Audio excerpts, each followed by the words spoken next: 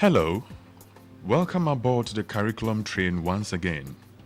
This is an ongoing TV documentary series, delving into the reasons behind the poor academic performance of basic schools in the public sector and seeking to engage all partners in a search for long-lasting solutions. Previously, we have been in Ashaiman and Ho municipalities. This time around, we stay in Cape Coast, capital of the Central Region, tourist hotspot, and arguably the cradle of education in the country. The curriculum is supported by Star Ghana and airs every fortnight on GTV. Our previous program in Cape Coast brought us face to face with the reality of the abysmal performance of pupils in the municipality, a situation that has alarmed traditional authorities, educationists, and other interested parties. The primary reason for the state of affairs is said to be lack of parental responsibilities towards children. Broken homes, absentee parents, and in some cases, sheer neglect have all taken their toll on the young people's academic performance and consequently their future. If you look at the root of the problem, if they are not in school, there is this saying that if the girl child is allowed to educate herself to the highest level, marriage delays. That is something that we have come to accept. So if the girl child is not in school, she is trading somewhere. And she gets to that age, what else will she do? She either gets impregnated by another teenage boy who's also not in school. Because if you are in school and you are educated and you know the value you have placed on yourself, there's no way that you fall for somebody who has dropped out of school or who is not in school. You see these young ones with babies at the back, and sometimes you look at them, a child carrying a child. What future do these children have? So it's a big problem. It's a big problem. Teenage pregnancy is on the increase. STDs are on the increase. The child who should be in school is not in school in the first place. So that child is prone to all the dangers and hazards of society. Abaya bia so ade niam abeso ano woni na ka ho a metifu ani won ukosu du ha sesi a wo ma isu adwuma no de da shop ho no dura na dwo na akọ ho in fact na akoye niam bebre nkura ni nyina metifu no ade ye besre se abata no mo mani hu konkora no ho na sa niam na de so ankora no akora bia sey ye firi niam a ye de so no so wonkoto anu ye number 1 pa Obobe Dramaya and you're number 1.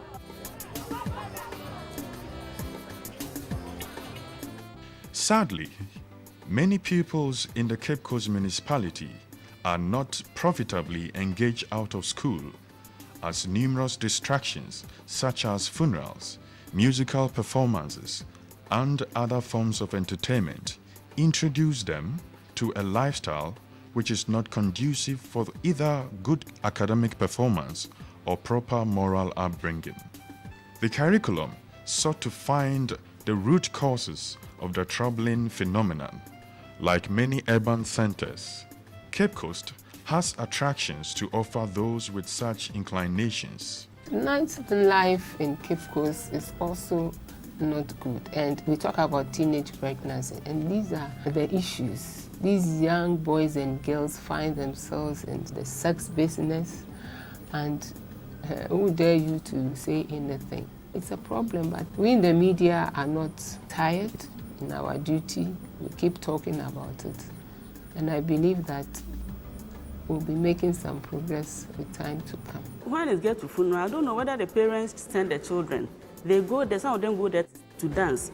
Last Friday, I had to go around and punish some of the girls. They didn't come to school on Thursday and Friday. When I asked, they said they went to funeral to dance for a bottle of malt. Fortunately, last week we had a PTA meeting. I asked the parents this question, that why should they allow my girls to go to the funeral grounds and dance? And I didn't get any good response.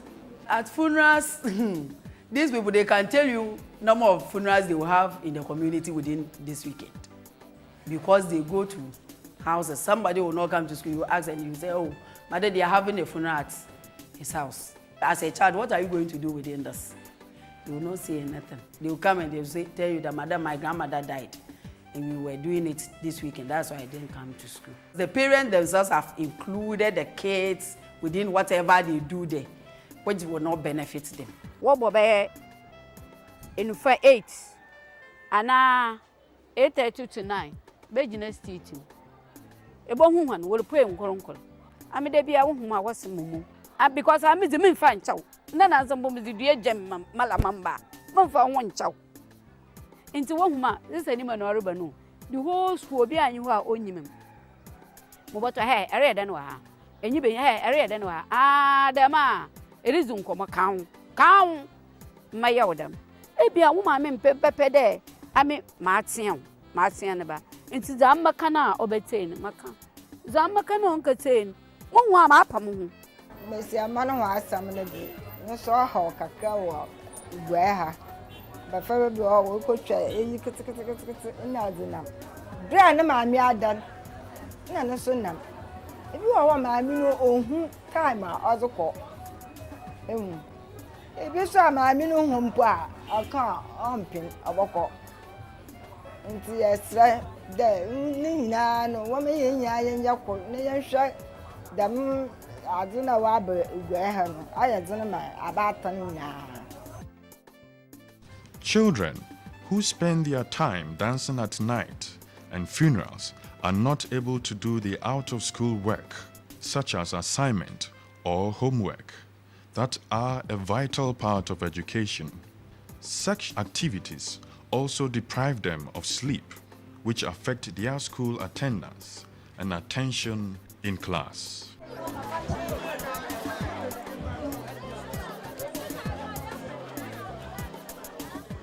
It is painful when you are passing by the street at night and you see some of the children just walking around aimlessly. Meanwhile, they have been registered as candidates.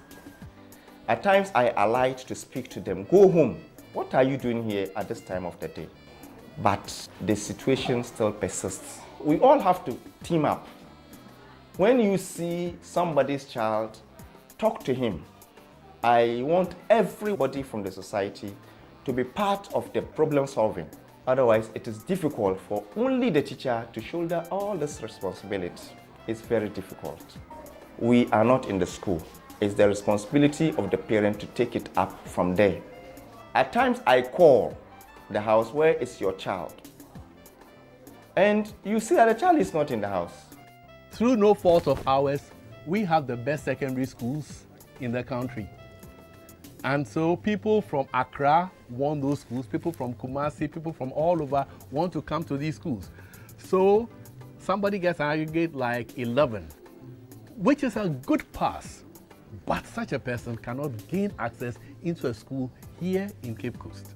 Because yes, I mean, it's true people are performing poorly, but the story is not as if everybody is performing poorly. And those who are getting grades like 11, 12, 13, 14, 15, I think are making some effort. We teach during the day. Revision has to take place in the house. Because after this teacher, another teacher goes, and it continues like that. It is the responsibility of the student to do what? To revise. And you, the parent, could help us in that direction. We can't come to your house and continue there. If someone gets cholera, you don't need to get close to the person. Drinking water should be what? Treated. And some of us, we don't treat our waters before drinking them. Child right na be say mo frama no. And na your makola wo school. An kan ye me homework a usuro ye di bobo.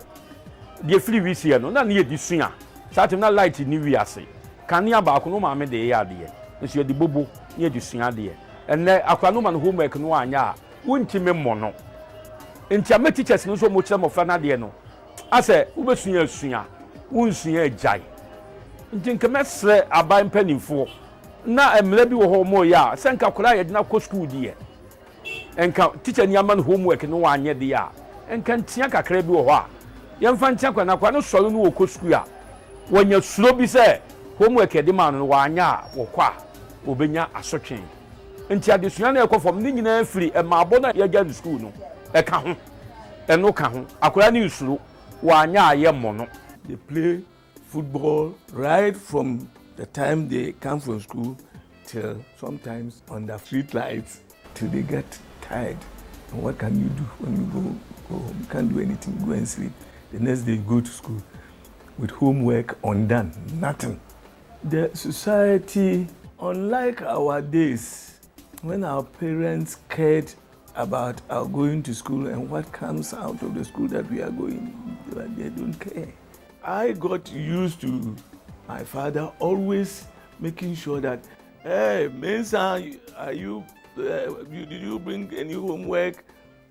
Come on, sit down. Even where we didn't have lights, they put the lantern down. Then you learn with it. But we were told to learn. We sat the common entrance in Form 2 and we passed and went to secondary school, St. Augustine's. Because my father will not allow you to sleep without looking into your book. If you do, you will get sticks. And nowadays, they say don't beat your child. If you beat your child, you call it child abuse. So what do? You watch your child sleep without learning. The culture has changed. Now we see most parents having to embark on economic ventures just to support the home. And that is why, their concentration or their priorities will be their job. Most of them don't even know how to train up a child or how a child develops. The parents need to be informed. Now everything is changing. Nowadays, the way we were brought up is quite different. Now we are in the electronic age and children are growing in a different manner than as we had grown. So we need to be well informed about the development of the children so that we tow their nurturing towards that line instead of using the old method of don't do this and then you are not told why you shouldn't do that. Nowadays, that was how we were being nurtured. But now you tell a child not to do this and then you give reasons why that should not be done. So I would say that yes, parents are misplacing their priorities because they also need to support the home economically. And they know because most of them are not well versed in the nurturing of children. Seeing children in the night playing is a very bad thing to witness. And I have personally collaborated with the assemblyman of the area and then school authorities to find out if there is a way that we will advise these children to stay out of such places and also encourage them to stick to their books. We have occasionally been visiting some basic schools around and even showing them some past students who have gone through the same schools and today they are big men in the society. So when it comes to their speech and prize giving day, which we have instituted in Pedu School, Abra, Roman, and then Media School, we take these people around to sort of give pep talks to the pupils to be able to do well in the schools. So many of them today, they know the importance of education and therefore they begin to study on their own. However, other activities like what we witness, children dancing in the night on the street, it's something that it comes in a blue moon and they will want to go there to enjoy it. We're trying to speak to the organizers of such activities to put a different touch to it so that the children themselves will benefit from it academically.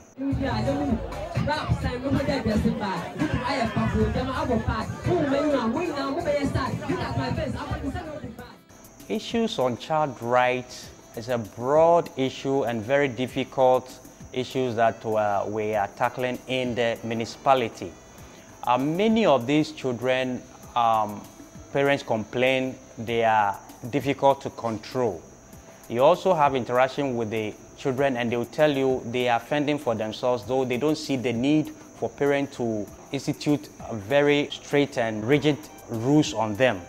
So it's difficult. Again, you also see some children at times that they need to rest.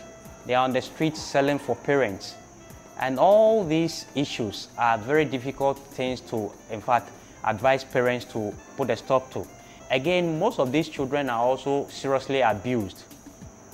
Physically, they are abused, and verbally, they are also abused, and it dampens their spirit. Most of them, when they go to school, are not able to perform based on these issues that they face in the house. So occasionally we bring parents together and then train them to know how to stay with such children and then encourage them to perform their household duties as well as other duties in the schools.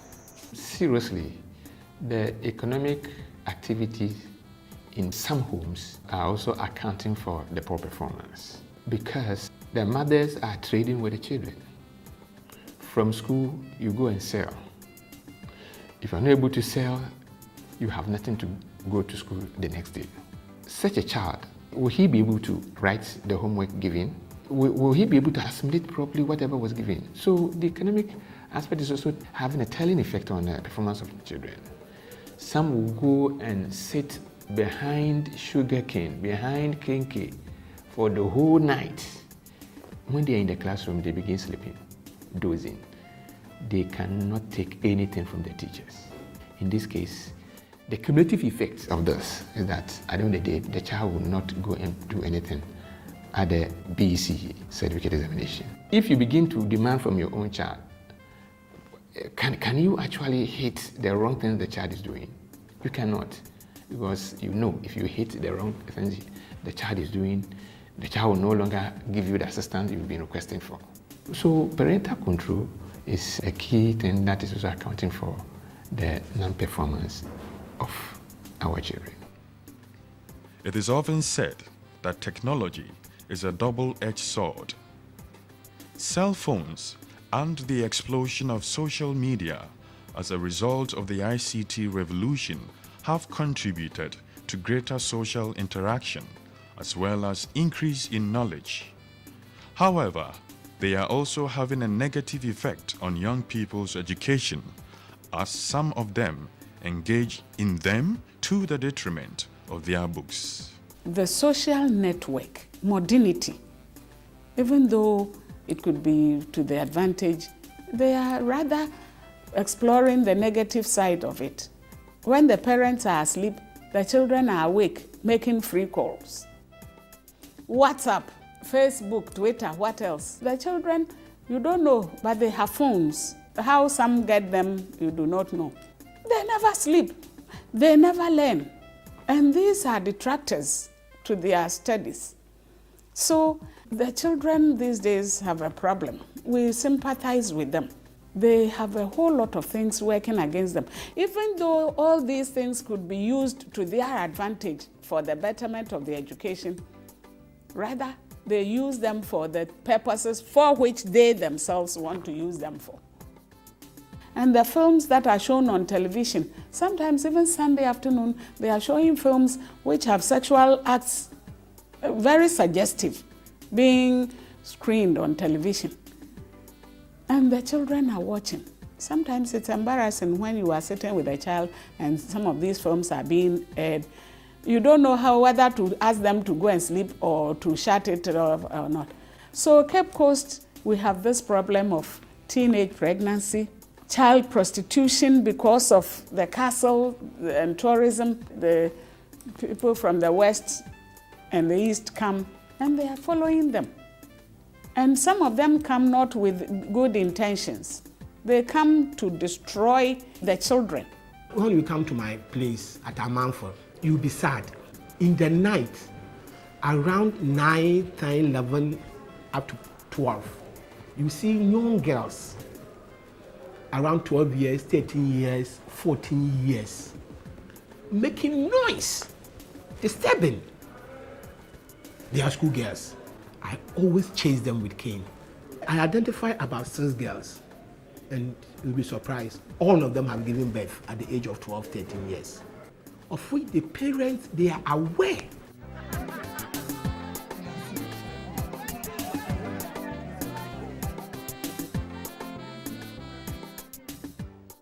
In most evenings, around 7 p.m., you will see some children still playing at the playing grounds. And it looks as if they will not even go home. But let's ask ourselves, are their parents there? And the parents, are they aware that their children are outside playing at that time? So most of the parents are not playing their supervisory role at home. The picture is certainly not a pretty one, but all is not lost. The gravity of the situation has stirred up debate in the municipality. Concerned parents, social workers, teachers, and political and traditional authorities have all proffered solutions. Teachers say they play their part by impacting knowledge to their charges in the classroom. It is important that children reciprocate by putting in the necessary effort, doing homework, and preparing for the subsequent day's schoolwork. Parents also need to exercise proper supervision over their children.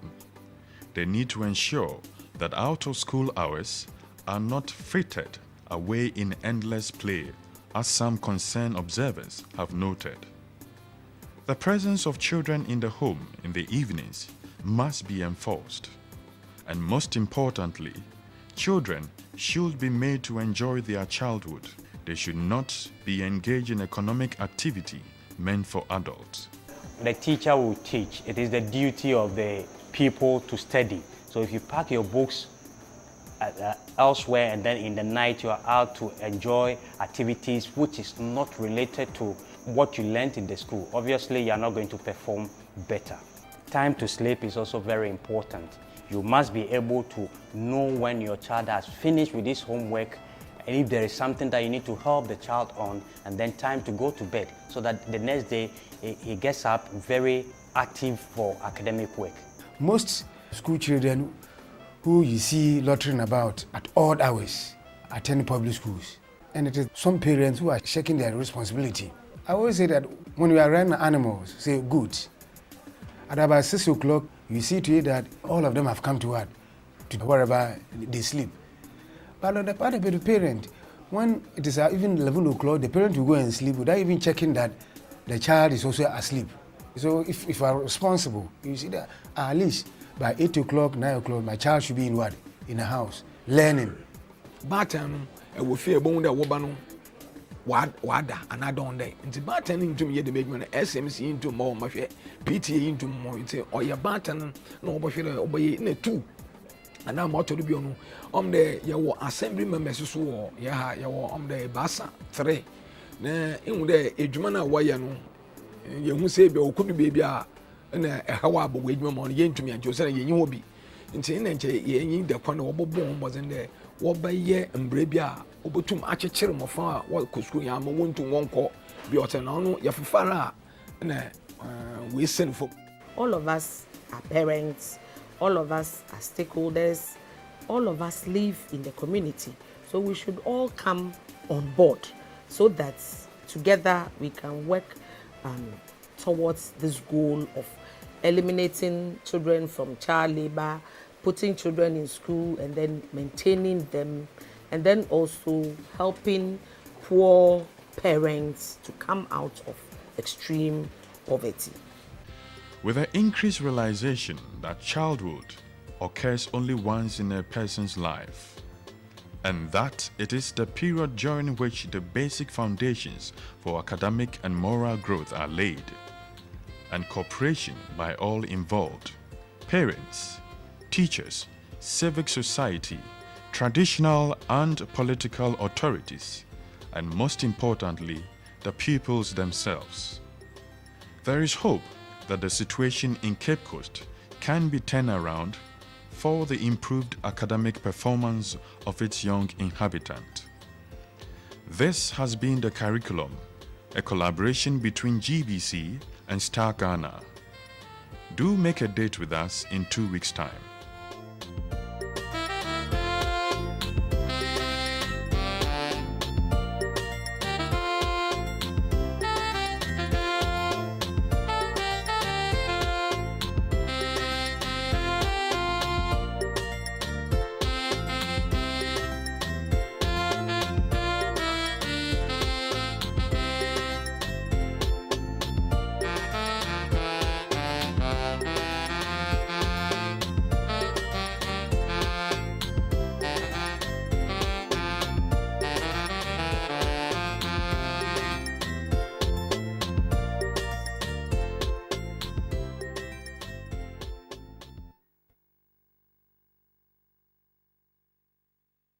we will be examining the night activity in Cape Coast. But first of all, let me go to you, Madam Georgina. What, in your view, accounts for teenage pregnancy? This issue of teenage pregnancy, what actually accounts for it? Thank you. I believe parental irresponsibility is the major issue that accounts for teenage pregnancy. And also peer pressure. I'll put poverty as the third point. Okay. Yes. Yeah, okay. Yes, parental irresponsibility because children are to be socialized from infancy by their parents. So ideally, what values did the parents put in the child? What drove the child into promiscuity? Was the child having his or her needs met?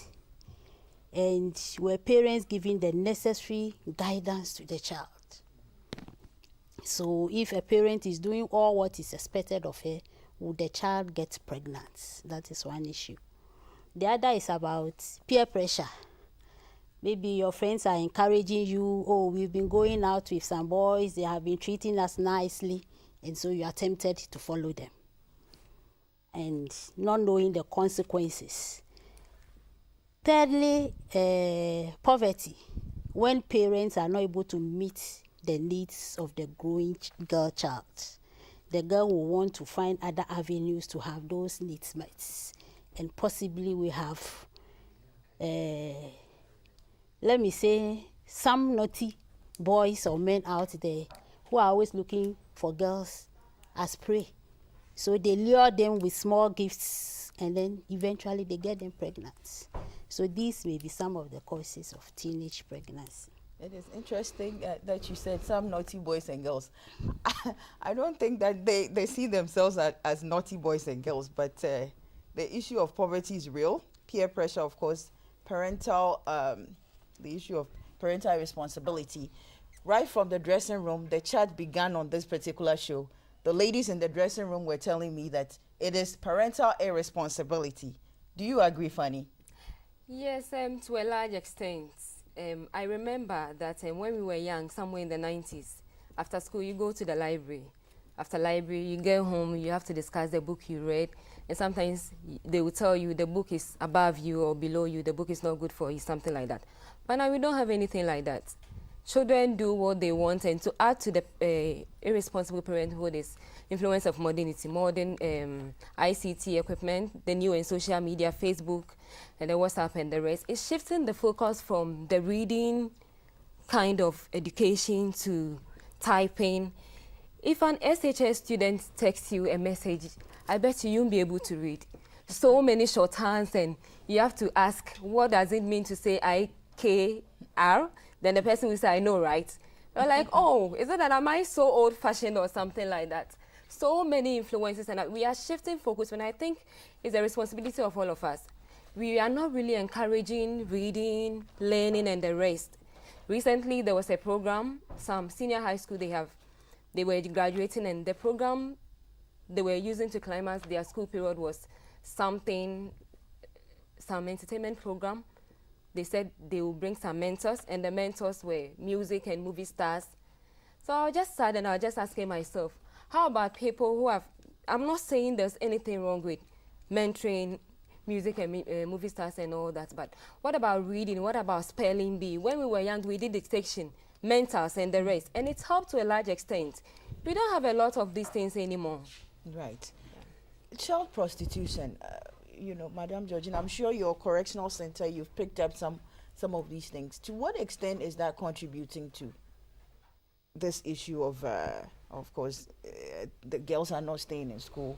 Yes. They are saying child prostitution. Some of them will have to do that for a reason, right? Yes. What are some of those reasons that you've come across in your work? Yes.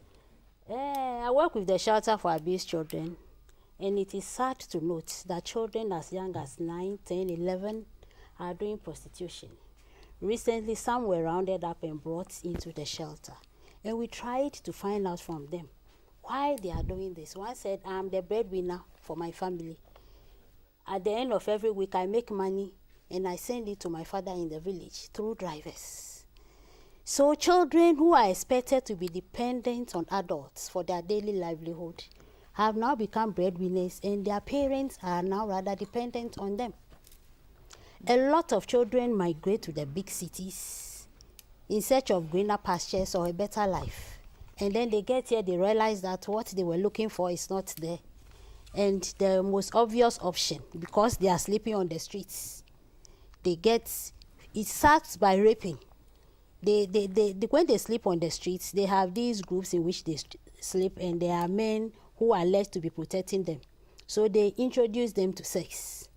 And then eventually they think, if this is all right, I'm able to accommodate it, why don't I do it to earn some money? So child prostitution, sad to say, is on the increase. Children are getting into prostitution. And the cause, I'll say again, is parental irresponsibility, because the example I gave, parents are now looking to their younger children to provide their daily needs, instead of the child being in school and the parents taking care of the children. We have all the good systems in place. It needs improvement anyway. There is F-Cube now. Children can attend school free. You just need to buy the books and a few other things. So why are parents not sending their children to school and supporting them? That is the question. Why do you think it's so? It is so probably because parents are just refusing to do what they have to do. You see, we want the easy life. We want to relax and think that it is children who should work. So the child must go and labor. A lot of them have their parents sitting at home. Even when you look on the streets, those who are begging, a lot of them are pretending to be blind, pretending to be persons with disabilities, and they are using children. At the end of the day, they share the profits. So these are not their biological children. So these children also earn money for their parents. So why are parents sitting back and looking on and allowing their children to work instead of they working? It beats my imagination, Fanny. Yes, I mean, for some of us, we owe a lot to our parents for having sacrificed so much. And the supervision and all that. And all that, yeah. You know, killing themselves. So why, I cannot go into the heads of parents, but what do you think, Fanny? Why are they not able to live up to their responsibilities? I think, like our madam was saying, it's just we want the easy life. We want the easy way. You know, there was a study somewhere, I think somewhere in the central region, some years back when I did my service to the junior graphic. It happened that some parents were not even buying school uniforms and clothes and shoes for their children to take to school, but they will buy funeral cloth. Every weekend when there's a funeral, they will buy the cloth and go. When there's a party or something outdooring, they will go. I think it's just lack of focus. They don't know what is the good thing, what they really want. So it's the misplacement of priority as we go along here. And we're still trying to get in touch with Mr. Said Wahab, the assemblyman at Esifi Eyifwa electoral area, who is joining us on this show. He's actually situated at Radio Central in Cape Coast. He will be joining us in a moment whilst we do this discussion on after school hours and the nightlife and unregulated lifestyles of pupils in Cape Coast. So in a moment, we'll be joining him as we continue with the discussion. Now, it is really interesting as we talk about some of the issues that affect education, prostitution. The children are supposed to be studying, but they are not studying. They are supposed to be in the classroom. They are not in the classroom. After, how do you call it? After school hours. After school hours, they are supposed to be studying, but they are not studying. And yet, nobody seems to be concerned. The media, we're doing much. I think, yeah, there's a media influence too. But it's all about the attitude and the lifestyle of the parent themselves, probably. Because if every weekend I see my mom going to wakekeeping, funeral, changing clothes and the rest, I grow up thinking that is the best way to live life. You understand? Yeah. But probably if I wake up and my mom is doing something, my dad is doing something, they are on me, read, let me check your homework and the rest, I'm going to be on my toes because I know that if I don't do that, they will spank me or something. But it's not like that. Right. Yeah, Madam Georgina mentioned, let me move the discussion a little bit. The Department of Health Services in Cape Coast said STDs are on the increase in Cape Coast. The issue of teenage pregnancy, of course, is also on the increase. The children are not where they need to be and indulging themselves in all of that. And of course, I know linked to that is the issue of defilement. Is teenage pregnancy considered as a defilement case? Do you know? Is it considered as defilement? If somebody impregnates a teenager? Yes, defilement is having carnal knowledge of a minor. That is, the person should be below 14. So if a 13 or 14-year-old girl gets pregnant, it means she was defiled, and as a result, she's gotten pregnant. So it is an offense under the laws of Ghana. Now, before we go to what measures are being taken to address that, we would quickly go to Wahab. Mr. Wahab is on the line. Mr. Wahab. Hello. Mr. Wahab. Yes, please. Yes, thank you for joining us on the curriculum tonight. We were expecting you here in Accra, but all the same, you are in Radio Central, and that is part of GBC. Welcome to the show. Now, you have been following the discussion. Hello, Mr. Wahab. I'm with you. Yeah, what in your view are the major determinants of teenage pregnancy in Cape Coast? Teenage pregnancy in Cape Coast is a problem, a very serious one. And determinant factors are parental irresponsibility. We have poverty also in the line. And then peer pressure. And so these are the major three factors that account for teenage pregnancy in Cape Coast. All right. Mr. Wahab. Hello. Hello, I'm with you. Now, from where you stand, I know you are the assemblyman for the Esifi Eyufo electoral area in Albora.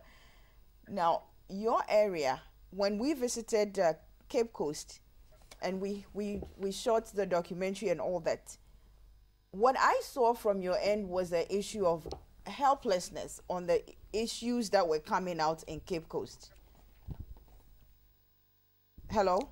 Hello, I'm with you. Yes, the issue of helplessness considering parental irresponsibility. Some of the people were laying the issue at the doorsteps of the assemblyman.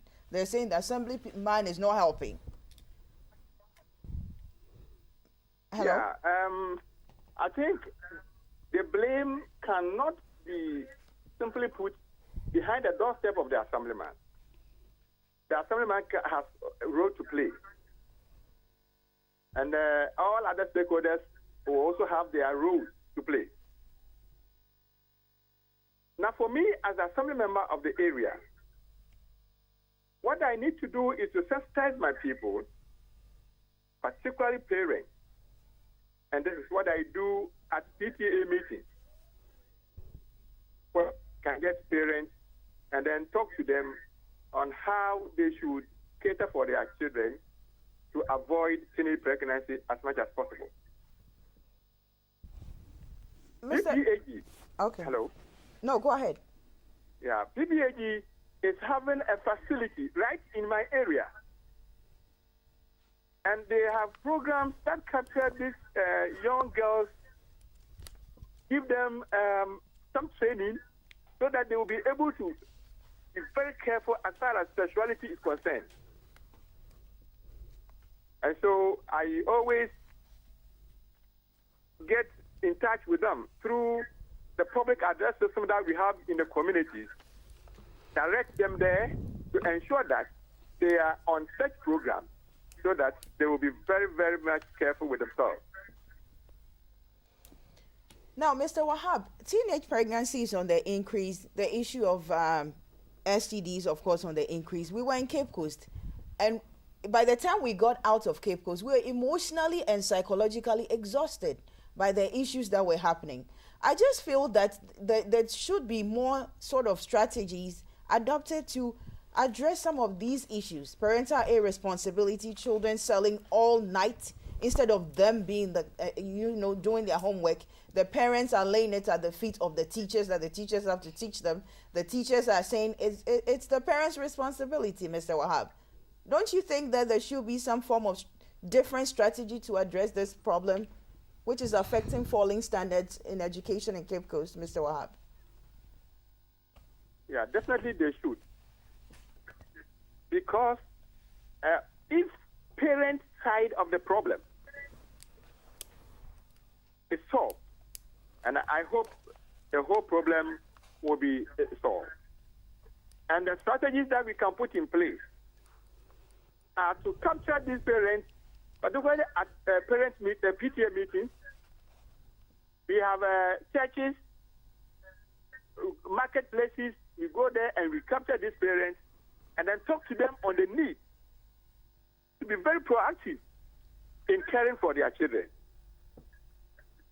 We also have to gather these children themselves,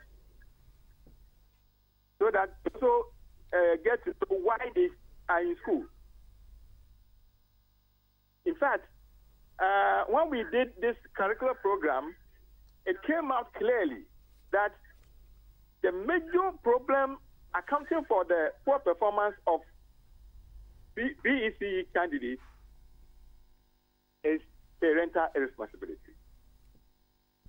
And I hope if we are able to put in place some interventions that will reorient our parents, indeed, I know the problem will be solved and performance of BEC graduates will be up. All right. Thank you, Mr. Wahab. We'll be coming to you shortly. But back into the studios here, Madam Georgina, I cut you in there because we had Mr. Wahab on the line. We're discussing the issue of teenage pregnancy again. The issue is it's a big one in Cape Coast, which is the subject of discussion here. And we said that it's defilement, right? Yes. As in your description. Yes. Now, if it is so, then what are some of the correctional centers doing? What are some of the measures to address if it's so, because it's high and it's going on? To me, I don't think that the perpetrators are being brought to book. Well, if the perpetrator is found, if the child is able to identify, and then the family of the child or the next friend of the child is willing to report to police, then the offender will have to be arrested. Even if it is another child, once the person is above 12 years, the laws of Ghana allows that child also to be arrested and then prosecuted and punished. Most often it happens that these children sometimes don't even know the people who are sleeping with them or who have impregnated them. Some really don't know. They meet on the streets, like we saw in the documentary, the children dancing at a funeral. A man lures one away into an uncompleted building. The time you realize you are pregnant, where are you going to find this man? The man will be nowhere to be found.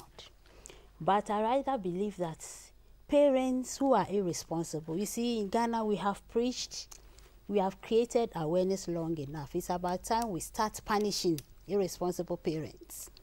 For instance, children going to funeral to dance. You know, children have the right to recreation. They want to exercise their bodies. Do we create the environment or the condition for these children to dance? We spend so much on funeral parties, play music, and these children want to go and dance there. The child's birthday, some drinks and biscuits, play music, let your friends come and dance. Wouldn't the children get satisfied? And if they know that this month it was my birthday, we'll dance. Next month it will be my friend's birthday, we are going to dance. I believe it will cut down the number dancing at funerals, because children need to exercise their bodies. So we must create the environments. The district assemblies, we are supposed to create playing grounds in our communities for children. Do we have them? Even the few we have, like Children's Park in Accra, how functional is it? When you take your child there, who is there to guide?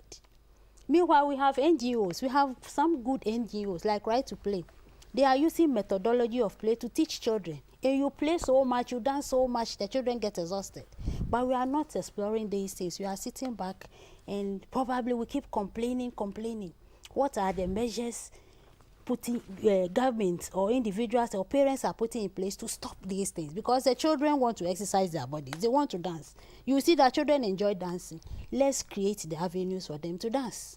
And I believe it will cut down on these issues. Before we go to something on the legality of funerals and all that, Fanny, I mean, when did they start? I know it should not be, you may not be able to go into the history, but this dancing at funerals. Yeah, before I forget this, I want to add something to what Mr. Wahab was saying about reorientation. I think parents should, some of them don't even know what happens to their children. And sometimes the teenage pregnancy, the rape and the rest, it is even by people who are close to them. I remember there was a story I was doing, a neighbor, a co-tenant had raped the girl, and then we got wind of it. I went to investigate, and the father told me that she ever caught the girl and the man, and when she asked the girl, she said no. So he wasn't going to do anything about it. We were surprised. So it was more like it was the fight of the news team. Parents should be reoriented to know, I don't know, you give birth to a child. It is your first responsibility. Of course, teachers have responsibility, traditional rulers and religious rulers, but the most important one is the parent. She mentioned poverty. Poverty plays a part, but I want to believe that a parent who is very poor even and really, really cares about his or her child and want to take care of him or her will find every means possible to be there for the child, to make sure that the child is fine. You don't just leave your child to. And sometimes when these issues of teenage pregnancy, the rape starts, the child reports, they settle the case amicably. And then it becomes, if you're a media person, you follow up, it becomes, I have a lot of cases like that. We stop following because you follow up with the case, it goes to the court, and then the mother tells you, why? The way it's going, you know.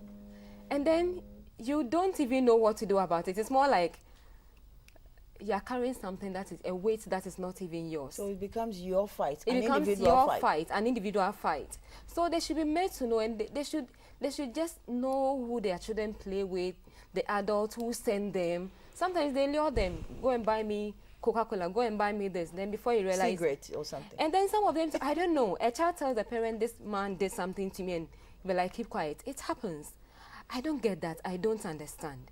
And the recreational center she was talking about, at least we used to know it for Sutherland. It's no more there.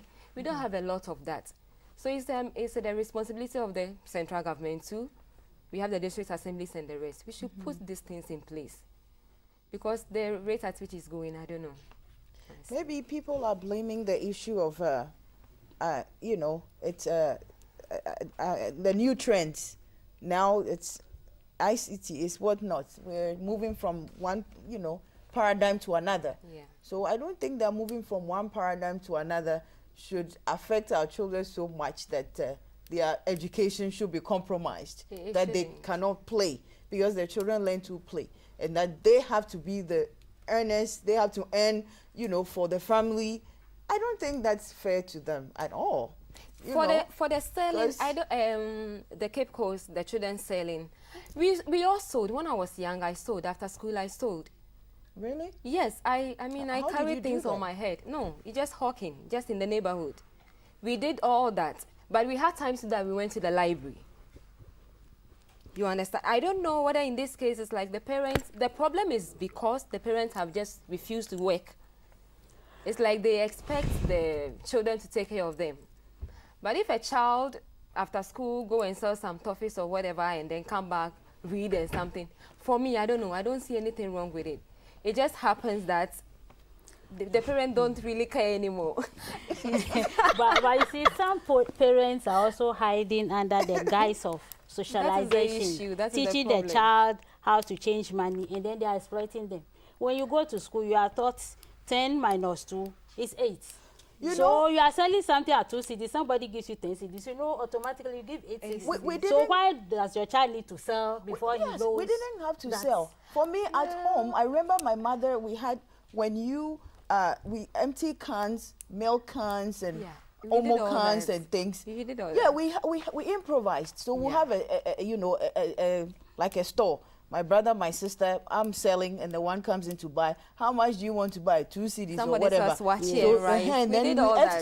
So we're learning math, we're learning English, we're learning also how to bargain at the same time. What I was trying to say was, you didn't have to go to the street. What I was trying to say was, it's not the streets per se. Like we all sold at a point in time. Our parents had stores, we helped them to sell. You understand? But in this case, I don't want to forget that point she made, that the parents have relegated that responsibility.